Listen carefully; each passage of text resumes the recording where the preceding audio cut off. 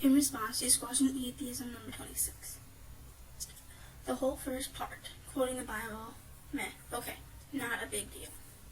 However, your whole point of using the dog as representative of sin was just so unbelievably stupid. Beauty is in the eye of the beholder. I, for one, don't think that the dog is all that ugly, and, as you can see from that clip you played, the dog's owner clearly didn't hate her ugly dog. In fact, she seemed to love him, to love sin. So, by using that dog to represent sin, you compare sin to something that is superficial.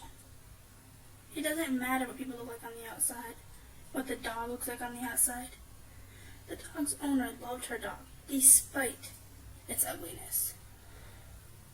If ugliness was comparable to sin, as you say, then you're saying that God isn't able to look past the superficial thing that sin is and love us like the dog's owner is able to look past her dog's ugliness and love it. A better representation of sin would have been a dog foaming at the mouth, or like an evil-looking dog. Being ugly is not equal to being sinful.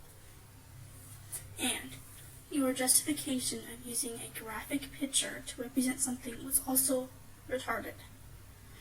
You're basically saying that since someone who supports something you hate and are fearful of used a more graphic image, yours was okay. What he did was more justified, in my opinion. What he was doing was saying how absurd it is to believe in an all-powerful, good, supreme being when there is so much bad stuff all around us, a lot of it undeserved. Which means your whole "it's all sin's fault" argument fails, because sin is something someone has to do, not something that acts on its own free will. Anyway, but no, you refuse to see the simplicity of that argument, and instead just bash him for not believing as you do. And another thing, you go on and on about how people who do bad things, bad according to the Bible, all love sin and hate God. I don't think there's ever been a person who did something they couldn't justify with themselves. Bad guys don't think they're doing bad things. I find many of the things in the Bible, things God commanded people to do, to be bad and ugly. Slavery equals bad.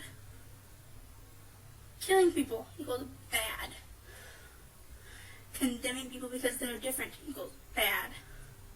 Etc. So, maybe stop being so judgmental and maybe a bit more open-minded.